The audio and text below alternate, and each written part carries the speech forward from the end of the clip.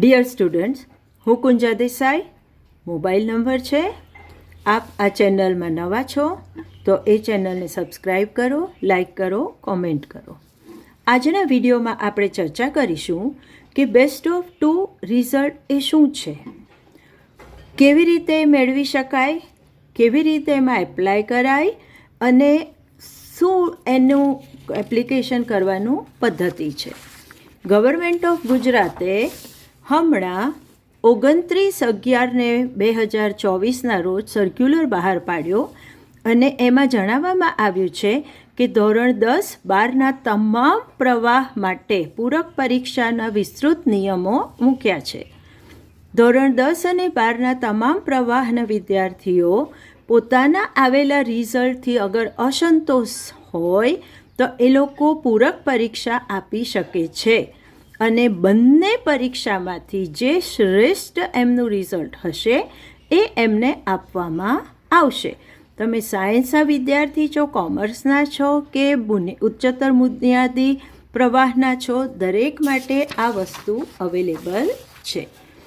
હવે વાત એ છે કે બેસ્ટ ઓફ 2 એટલે શું.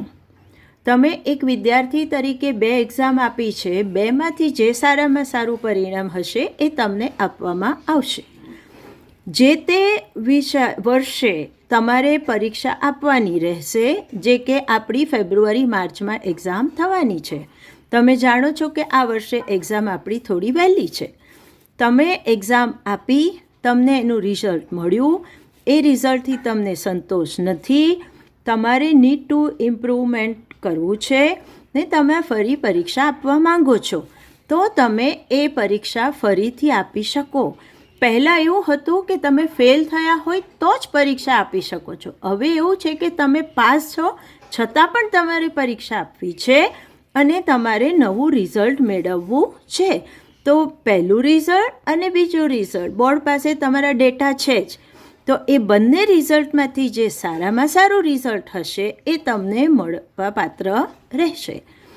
તમે રેગ્યુલર સ્ટુડન્ટ છો, ફેલ સ્ટુડન્ટ છો કે તમે રિપીટર તરીકે એક્ઝામ આપી હતી અને રિઝલ્ટ આવ્યું છે અને તમને એ રિઝલ્ટ પસંદ નથી, તો ત્રણેય કેટેગરીમાં તમે પરીક્ષા આપવાને યોગ્યતા ધરાવો છો.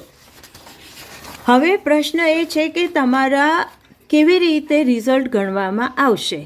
તો અહીંયા આગળ પરીક્ષાર્થીઓ માટે આપવામાં આવ્યું છે કે તમારું રિઝલ્ટ પહેલું, પછીનું, સારું અને એ રિઝલ્ટ આપવાનું રહેશે.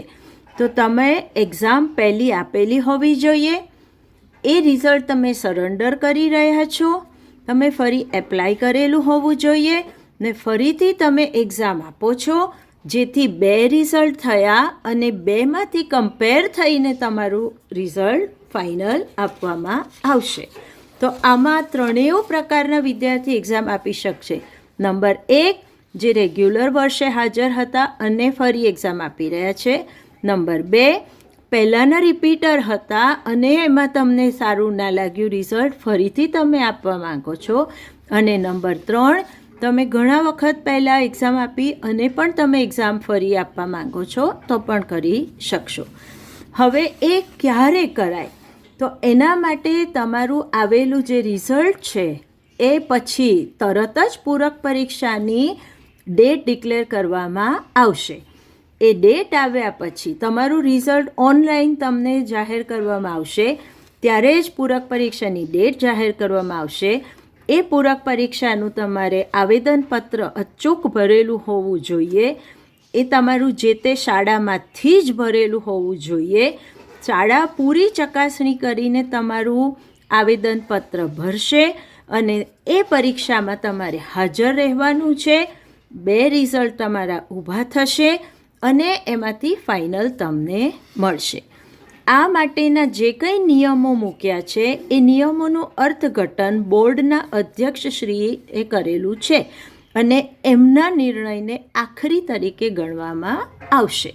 તો આ નવી પદ્ધતિ વિદ્યાર્થીઓના હિત માટેની છે, તો તમે જરૂરથી એનો લાભ ઉઠાવી શકો.